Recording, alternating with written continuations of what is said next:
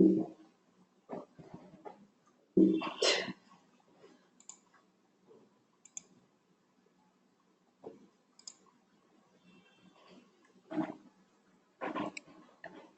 hello everyone. Thank you for joining.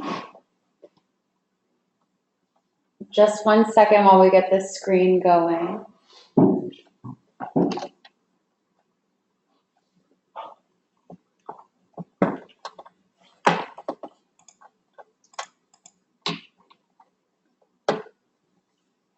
Okay, thank you for joining our webinar today.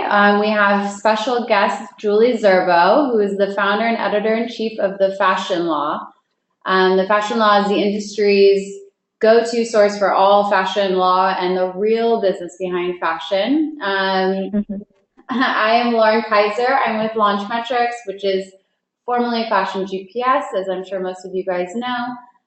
We are slowly yet surely expanding into influencer marketing services, and we thought it would be excellent and timely to pick Julie's brain on the subject of how to work with influencers, specifically around the latest FTC regulations, especially ahead of Fashion Week.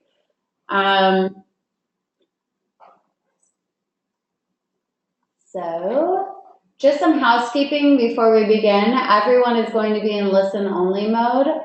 If you want to ask any questions, please do. You can do it in the menu bar on your right-hand side, and you can raise your hand at any time. We're going to be taking all Q&A at the very end, so if you can hold off by then. And then also, we will be please join the conversation on Twitter using the hashtag influencer101.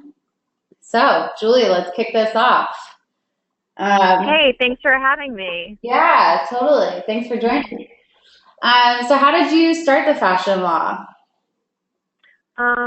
Gosh, I started it 5 years ago this month.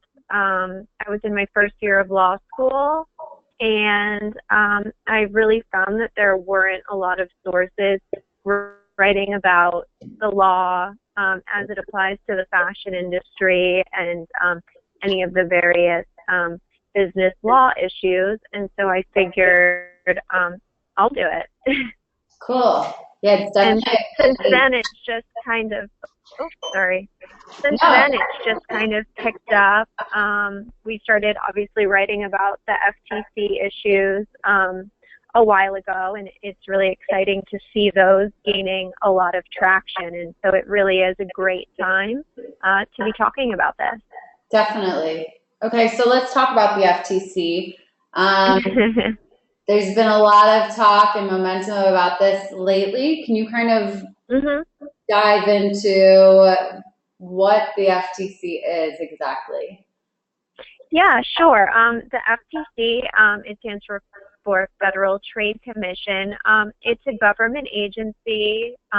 It's been around since 1914, and their primary goal, their primary purpose is promoting consumer protection, and then protecting businesses by kind of preventing anti-competitive business practices and allowing businesses to compete in the market in a fair and productive way. So the FTC Act, the Federal Trade Commission Act, gave the FTC the power to police the market, to investigate businesses that are, deceiving consumers and that sort of thing. Basically, it governs the publication of commercial messages, which we'll talk about in a minute, and tries to prevent unfair and deceptive marketing practices. So at the end of the day, what is a deceptive marketing practice? Basically, the FTC says that, if a party makes a material misrepresentation or an omission of information that's likely to mislead consumers, the reasonable consumer, not an expert, not a fashion industry insider, but your everyday average consumer, then that's a violation of the FTC Act. I think it's important to note that, you know, when we talk about misleading consumers, it's a really small amount of consumers. The legal language is, you know, if you mislead a significant minority of consumers, and the FTC has said that this could be as few as 10% of consumers, and so that's important to know. A lot of people ask in connection with the recent push for FTC disclosures, you know, isn't it obvious that the Kardashians post sponsored things? But that's not really the question we should be looking at. It's more, you know, is this obvious to most consumers? And then one other thing before we move on, another misconception is, you know, I'm not being paid to post, and we'll discuss towards the end here what the guidelines are and what my suggestions are for posting disclosures. But it's not just whether you take money from a brand to post. It could be in exchange for free gifts or free clothes or a gift or other perks like that. And so that's something that we need to keep in mind while we talk about this. Oh, okay. Yeah, that's a good thing. I just thought it was only if they were paid. I didn't think gifting was part of it. Yeah, it is. Cool. And even lending, you know, if you get lent a dress or something like that, that also might lead to FTC concerns. Yeah. Okay, so up on the screen, I have a post from We Wore What with the hashtag ad. So I think this is a good example of what to do to be compliant. Well, I think that this is definitely better than not including anything. We Wore What was actually included in one of my early studies on the FTC because she had a very covered by the media deal with one of the company, Maybelline, I think, for Fashion Week, and she posted so many Instagram shots of her with Maybelline lip gloss and mascara, and she never said this is an ad or this is sponsored or this was a gift. So her hashtag ad at the end, I think, is really great. I think it's also good that she doesn't put hashtag ad in the middle of 5 other hashtags, like hashtag modern muse, hashtag cosmopolitan, hashtag Barney's Market Street, which is what a lot of influencers are doing to kind of, you know, hide the fact that this is an ad while still trying to look like they're being compliant. So that's an important aspect. Simply putting up hashtag ad in the middle of your post is not necessarily going to be good enough for the FTC. Yeah. So any further points on this, or should we get into who's gotten into trouble? I think that let's make one more point, and that's why I think you said, why is this so relevant all of a sudden? Or are we going to get to that in a minute? We'll get to that in a minute. Okay, perfect. Then let's move on. Okay, so this is the fun stuff of who's gotten in trouble. Yeah, do you want to just go through what these cases were? Yeah, who's gotten in trouble? Not that many people in this photo. Let's see, who's gotten in trouble? Chiara Ferrani, who's arguably the most famous fashion blogger of all, hasn't gotten in trouble. She has recently started including hashtag SP on her Instagram posts, which is arguably not a valid disclosure in accordance with the FTC's guidelines. The FTC has said they haven't specifically said these are the set disclosures that you have to make, but what they have said is the disclosures that you make have to be, clear. They have to be prominent, and so it probably cannot be SP or hashtag spawn. They really prefer clearer disclosures than that. So that's her. The man repeller. She is a problematic one because her favorite way to disclose is hashtag MR partner. So hashtag man repeller partner. And this is arguably not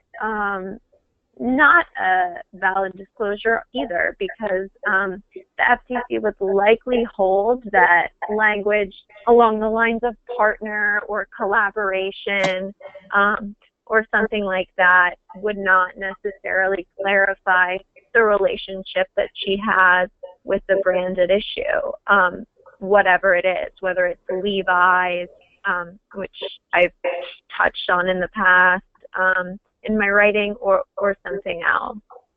The Kardashians are an interesting one, particularly in light of recent events. Just last week, or the end of the week before, Truth in Advertising, Inc., a truth in advertising organization, a nonprofit organization, wrote a letter to them saying, we have found over 100 undisclosed paid-for posts, and unless you remedy and correct these posts, we're going to write a letter to the Federal Trade Commission and file a complaint. And so since then, we've seen a lot of corrections and edits to their posts, but Truth in Advertising did not feel that they had corrected enough. The organization, as of this past week, said that they had only corrected 25% of their posts. And so they did, in fact, file a complaint with the FTC saying that the various family members were in violation of the FTC's guidelines, and the FTC should, in fact, initiate an investigation against them. Whether or not that will come to be, we have to wait and see. Anyone technically can file an FTC complaint, and so this does not guarantee that the FTC will take action. If you've read anything on my site on the Manor, I think that they absolutely should. They have such an expansive audience and such a practice of disregarding the FTC guidelines that I think some action needs to be taken. Moreover, I don't think that going back and editing posts from 2 weeks ago is going to remedy the problem at all, just based on how people use Instagram and other forms of social media. So that's those three, and they're really representative of the state of influencers in general. Yes, there are some that are very straightforward with their disclosures. During the Olympics, many of the Olympic athletes were very straightforward and very transparent with their advertising messages on social media. In fashion, we just don't find it to be a pattern. Most influencers simply are disregarding the FTC's guidelines, unfortunately. Yeah. Interesting. Okay, so I know there was a big blockbuster, case that just went down. Could you kind of talk a little bit about what happened with Warner Brothers? Yes, absolutely. This kind of goes to why the FTC is so relevant all of a sudden, even though it's been around for over 100 years now. So it's gaining a lot of attention because the FTC is starting to really target and take action against entities that are not abiding by their guidelines. So in July, just last month, Warner Brothers settled an action that was brought by the FTC. Warner Brothers launched a marketing campaign for one of their video games, Middle-earth: Shadow of Mordor. I'm not a gamer, so I don't actually even know what that means, but maybe someone that's listening does. So essentially, Warner Brothers tapped a whole bunch of influencers, gamer types, to promote the game on social media and on YouTube and things like that. And none of the major influencers disclosed that they were paid to promote the game or to make endorsements of the game that were not necessarily objective or representative of their personal views. And so, one video game influencer in particular who was named in the action, PewDiePie, that's his handle. He posted a sponsored video that garnered upwards of 3 million views, and didn't disclose in his video that he had a material connection with Warner Brothers, and that's why he was posting this video. And so the FTC came down somewhat hard on Warner Brothers, and now Warner Brothers going forward is barred from making statements without disclosures, and it really has to police its influencers, which, according to the FTC, all brands have to do. To date, we've only really seen the FTC go after the brands that have hired the influencers. The FTC is under the belief that it's the brand's job to monitor the people it's paying to promote its product and to inform the influencers of the FTC guidelines and the need to include hashtag ad, hashtag sponsored, or other language indicating that this is a paid-for post. And the FTC just felt that Warner Brothers didn't do that in this case. That's not necessarily anything new. We saw something very similar with Lord & Taylor last year. What was significant about the Warner Brothers case, I think, is that the FTC went to great lengths to include mentions of the individual influencers and, how big of a role they played in the campaign for this video game. And so that, for many brands and for many media outlets, this was a big decision, in that it kind of indicated where the FTC is going in terms of policing disclosure-less posts. Yeah. Okay, so let's move on to how to disclose properly. Sure. And actually, can I make one other note? I did mention the Lord & Taylor case, which I'm sure most people have heard of or are at least a little bit familiar with. That came before the Warner Brothers case. It was settled this past March. And basically, Lord & Taylor paid for an article to be placed in Nylon magazine and paid for posts to be included on Nylon's Instagram feed. Neither of those placements were disclosed as being paid for.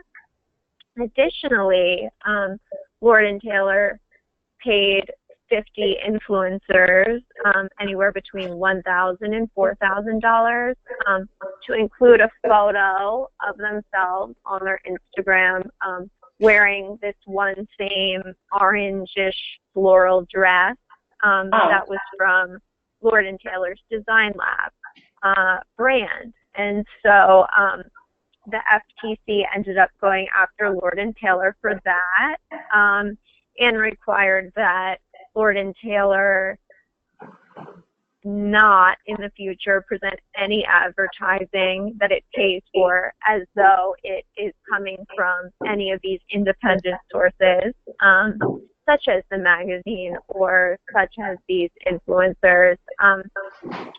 And Lord & Taylor was also required to agree that any influencers that it hires in the future disclose that they were paid to do so. And so in that case, the FTC really put the onus on brands to make sure that their influencers are disclosing. And it was also significant that, you know, the FTC did not go after any of these influencers. I think that that's changing, particularly as influencers become brands themselves. I think that advertisers, the advertising brands, the Lord & Taylors and the Warner Brothers will always be liable. But I think that as influencers, whether it be, you know, Chiara Ferrani of the Blonde Salad or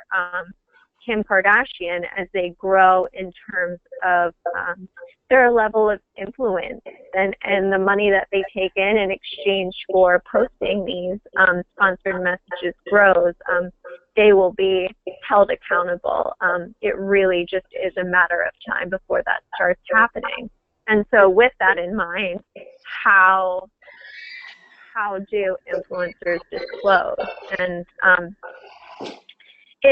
I mean, there's a lot of talk out there, particularly in the fashion media, that influencers are confused and they don't necessarily know how to disclose. Well, let's put those myths to bed, because it really isn't that difficult. Right. When do you want to disclose? I think that's the most reasonable starting point.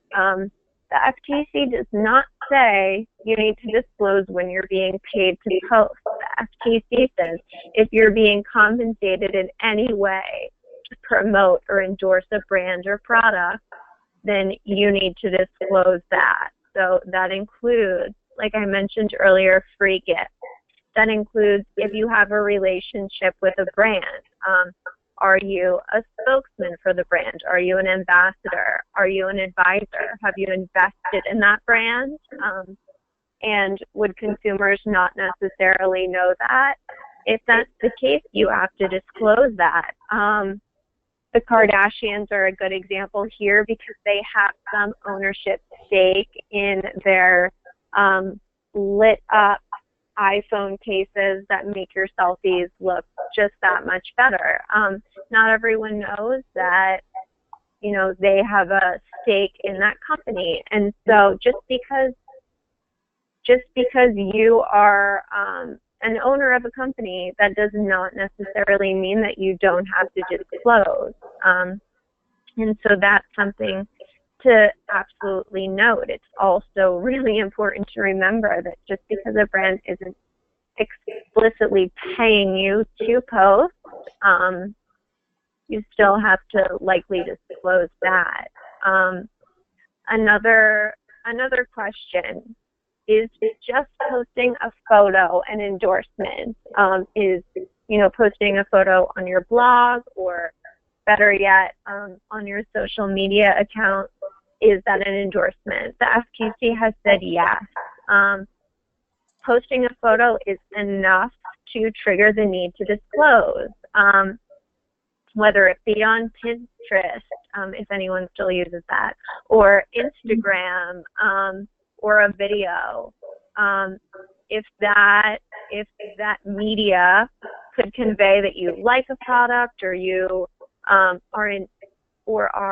endorsing that product in some way, it will be held to the standard of being an endorsement, and so that has to be disclosed.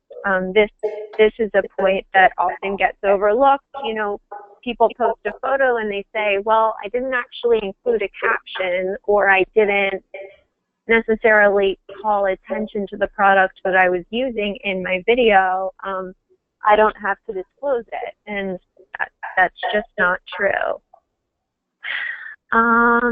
Let's see what's next. How often? The FTC is pretty strict in saying that you should be repeating your disclosures. If you're posting multiple blog posts or tweets or Instagram posts or Snapchat videos for any one brand or campaign or sponsorship, you need to replicate your disclosures. And if you share an Instagram post on Twitter, for instance, or you share a Facebook post on Twitter, or have your accounts linked to share automatically, you need to be careful and make sure that the disclosures appear on, you know, the different platforms and on each of the individual posts, including a single disclosure once on your Instagram saying, yay, I'm in the L'Oreal League now, I'm a brand ambassador, #ad, and expect that to cover any subsequent posts for that brand or that campaign. That probably isn't enough. And that's something that, you know, most people are trying to do, and the FTC has been quite clear in its guidelines that that's not going to cut it. So in terms of social media in general, yes, you have to disclose on social media. The FTC has issued guidelines. The FTC's actually been pretty good about, you know, just disseminating guidelines for the varying forms of technology and advertising practices that have come about. They've issued guidelines on .com disclosures, aka social media. They've issued guidelines on endorsements. They've issued guidelines on native advertising. And so, you know, they've said that, yes, you have to disclose on social media. Limited space is not an excuse. #ad takes up 3 characters. And so they're not really sympathetic to, oh, I only get 140 characters. Maybe most relevant as we move towards, you know, the use of videos on social media more and more, Snapchat and Instagram stories. Yes, you have to disclose on there too. I think that based on what we've seen so far, it's not enough to say verbally, this is an ad, or I got this pair of shoes from such and such brand for free in your video, because so many people watch the videos without sound. A verbal disclosure probably isn't enough. And so Kim K saying on her Snapchat this week, this wonderful complimentary Airbnb that Kanye and I got for free probably isn't enough. She probably should be adding #ad in type to the video. Contest. These are all our fun bullet points here on how you can disclose properly. I also have this in writing on the fashion law right now, a how-to guide of how to disclose sponsored posts. But if you run a contest or a sweepstakes on social media or on your website, you have to include in your rules that contest participants have to disclose that they are partaking in a contest in their entry. We saw this in 2014, actually, when Cole Haan did a contest on Pinterest. Cole Haan asked people to pin photos to their Pinterest boards in order to win, I'm guessing, a pair of shoes. And they failed to inform consumers that they have to include #ad or #sponsored in their post. And so the FTC wrote Cole Haan a rather strongly worded letter in response to that. So you have to be aware if you're giving something away, if you're taking part in a contest for another brand, make sure you let consumers know that they have an obligation to post disclosures on your behalf. And then gifts. The FTC has not really explicitly said what they want you to do about gifts. But if we read their guidelines accordingly, to be safe, you should probably disclose if something was given to you as a gift. Because brands, when working with influencers, are in the practice of sending gifts with the unspoken expectation that these gifts will be worn, or if it's a bag, will be carried and will be photographed and put on an influencer's Instagram. There is an unspoken relationship there. So when in doubt, disclose. That should probably be your influencer 101 takeaway here. When in doubt, disclose, because the FTC has the ability to disgorge both the influencers and the brands of all profit connected with whatever campaign is not disclosed. So that's pretty serious. Let's see. In terms of the FTC's suggested disclosures, basically what the FTC says is that you have to include clear and conspicuous disclosures near the beginning of your blog post or tweet or Instagram or whatever. #ad, #sponsored will probably be your safest bet, as long as they are not hidden at the end in between other hashtags. That kind of defeats the clear statement requirements.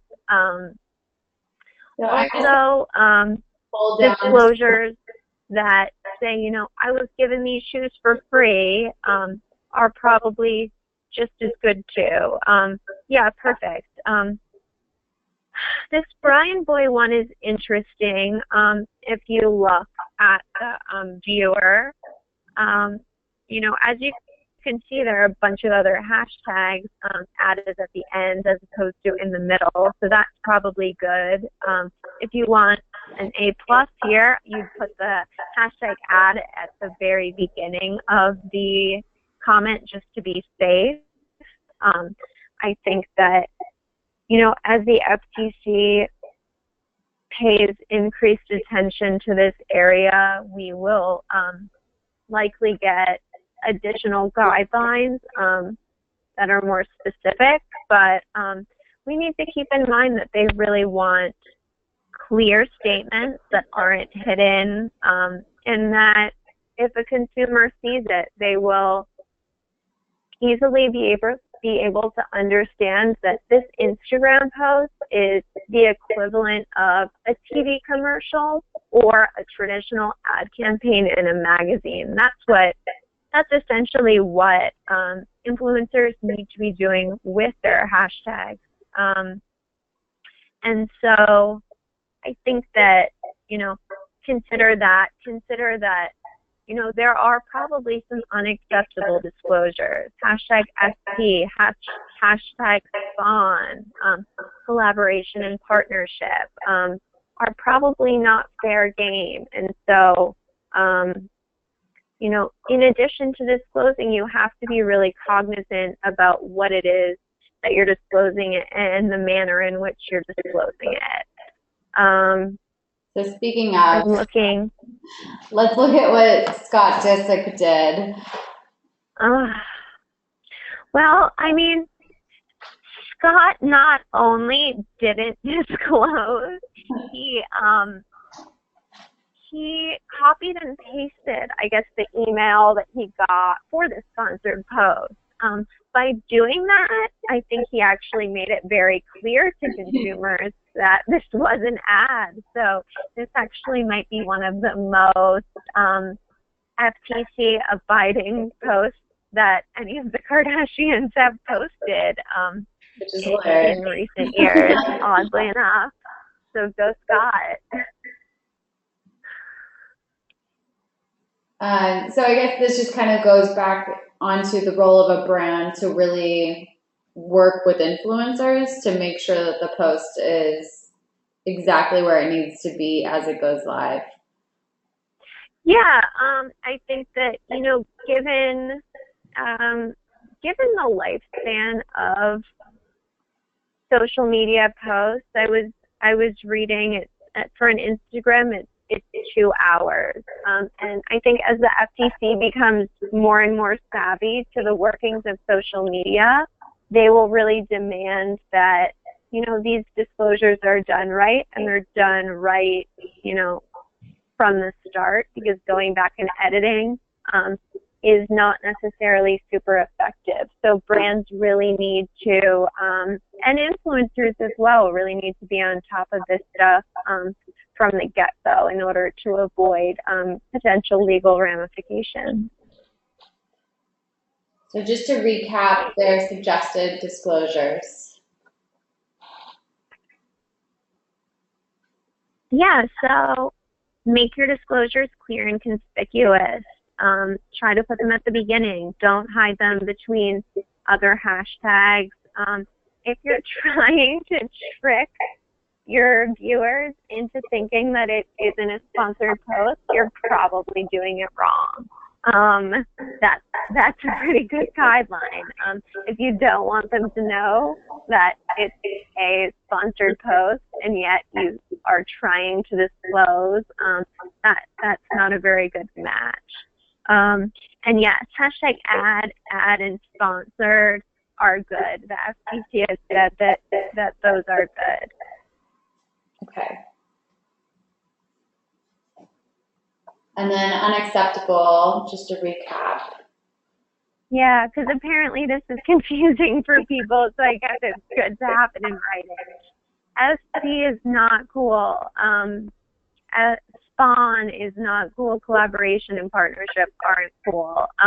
Even if the industry's biggest bloggers and biggest influencers are using them, that doesn't necessarily mean it's okay, and that doesn't necessarily mean that those quote-unquote disclosures will shield you or the brand you're working for from liability. And, you know, there has been quite a bit written recently about how brands and PR companies are asking influencers not to disclose. I don't think that will be a very good excuse if the FTC opens an investigation. You know, with the rise of influencers and their level of readership and influence, they are going to be held accountable as individuals aside from the brands that they're advertising. And so it's really important that they abide by the FTC's disclosure rules in addition to the brands themselves. Cool. What's next? So I think we're ready for a Q&A. Oh, questions. So we have had a few come through. Okay. Where can someone go to learn more about compliance? Where can they learn more about compliance? Yeah, question. just kind of stay up on the latest trends. Absolutely. So, not to be biased, but thefashionlaw.com is a very good resource. Also, the FTC puts out guidelines, and it puts out documents shedding light on questions that individuals have, and I answer them. Those can all be found on the Federal Trade Commission's website. Those are really good resources, especially with the, the widespread misinformation that's out there about, what the FTC is looking for in terms of disclosures. I've read a lot of things that are not necessarily representative of what the FTC says in its guidelines. And so I think it's really important to get your information from a legal source or get it directly from the FTC's guidelines. Having said that, the guidelines are pretty long, but they're extremely helpful. Cool. And then what are the fines for a smaller brand? You know what? The FTC has not really disclosed that information. If anything, the investigation results in a warning. I mean, to date, that's what we've seen, warnings being issued, and then thereafter, fines being implemented, or they technically have the ability to disgorge of any profits collected in connection with the campaign. So that's probably the monetary amount to worry about, any of the profits, because that would probably be significant for many brands, small or large. Yeah. Okay. And then I think, how do you think this will shape the industry? Is this going to be the demise of influencers and bloggers? Absolutely not. I've spoken with a lot of bloggers. Brian Boy, for instance, he's been really firm in saying his followers are not deterred when something is an ad. You can still really maintain your credibility as a blogger and as an influencer, even if you're putting up ads. And he, for instance, has said that his readers really respect when he is transparent with them about when something is an ad. I think it's much more problematic when influencers don't label that something is an ad and readers find out after the fact that it is. If anything, I think that this symbolizes that influencer marketing and native marketing really is the future, and this is not going to be a hindrance, especially because the guidelines make it very easy to be in compliance. So another one is, I don't have a formal blog. I'm not an ambassador to any brand, but occasionally I'm posting on Instagram things I like. I do give photo credit to the brand, but what am I to disclose per FTC for someone like me who is not a man repeller or a fashion me now? I mean, it sounds like let's see, I think it would. I don't have a formal blog. I'm not an ambassador. Post what I like. I do. I mean, if you're not being compensated by way of, free clothes, a discount, actual checks or something like that, then you're fine. If it's just genuinely something that you went out and bought yourself, or you saw on the runway that you really like, and you don't have a connection with that brand that requires you to post on their behalf, you don't have to put anything. This doesn't affect people that are just blogging, for fun, or that are blogging professionally and are posting about something that, they're not being compensated to post about. So it sounds like you're very much in the clear.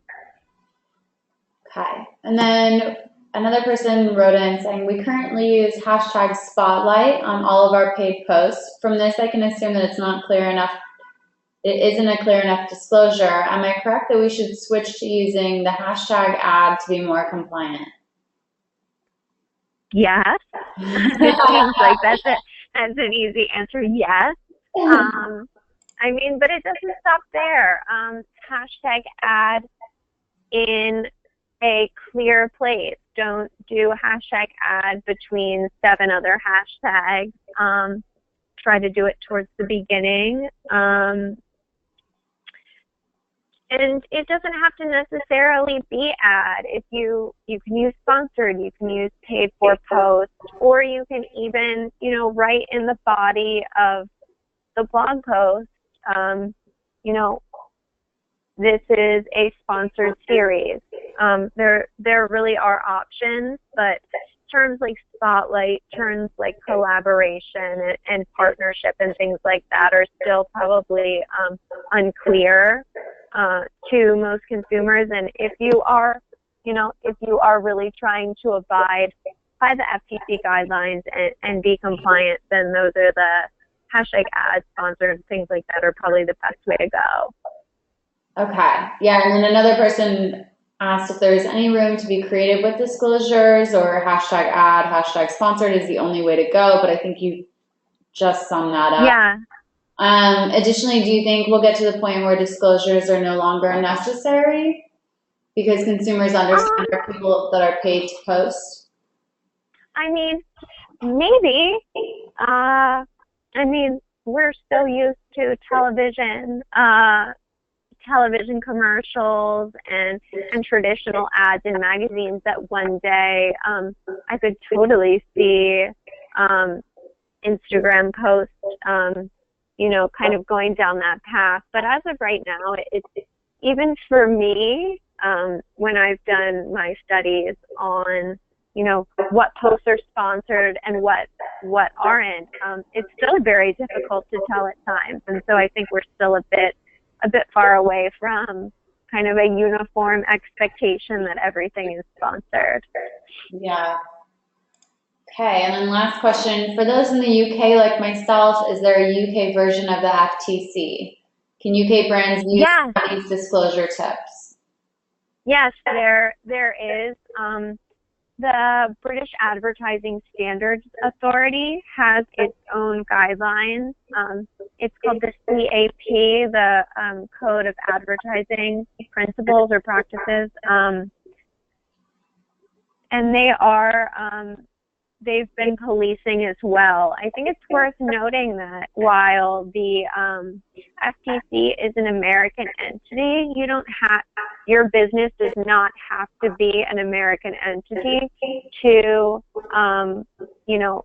fall under its guidelines. If your business is doing business in the United States and is in commerce and affecting American consumers, you also need to be cognizant of the FTC's guidelines and abiding by them.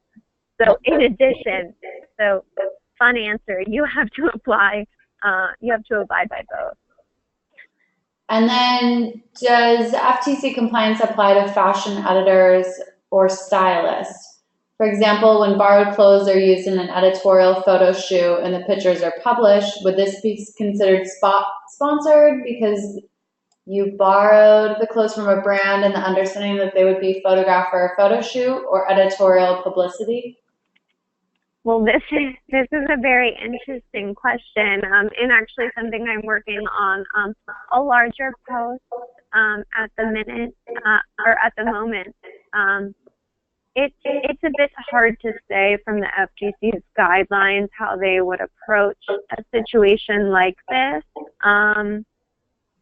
It's a bit hard to say, so I don't want to say, but keep your eyes peeled.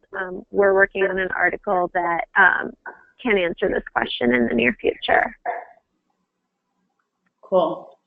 Okay, Julia, any last words of advice? I think that, the FTC seems very daunting, and its guidelines similarly seem daunting. But as you can see from what we've been talking about, it is very easy to kind of abide by their rules, which are in fact federal law. And just because other people aren't doing it does not mean that it's okay not to, even if they are the industry's leading figures. As we can see with the Kardashians, you know, people are watching, and this really is an issue that isn't going away anytime soon. So it's worth paying attention to now. Great. I think that's pretty much it. Yeah. So where can people find more information about the fashion law or get in touch with you directly? www.thefashionlaw.com. Right now there's an article. The first one used to be a how-to guide for properly disclosing your sponsored posts. I think that absolutely everyone should share this and listen to this webinar, but for a quick and dirty version, there's one on the fashion law, and you know, our social media handles and email address is on the website. But yeah, absolutely follow along. We keep our readers abreast of any changes that occur with the FTC and anything that you guys really need to be aware of in this arena. Cool. And just a shameless plug to Launch Metrics. If anyone has anything, any other questions or interest in our influencer concierge services, please email us at marketing.launchmetrics.com. Thank you so much, Julie. This has been super awesome. I think it was really informative, and you can tell by the questions that were asked, this is very helpful to many people. My pleasure. Cool. Well, thank you so much. We'll definitely have to do another one as the FTC develops. Okay. Have a great day, everyone. Bye. Thank you. Bye.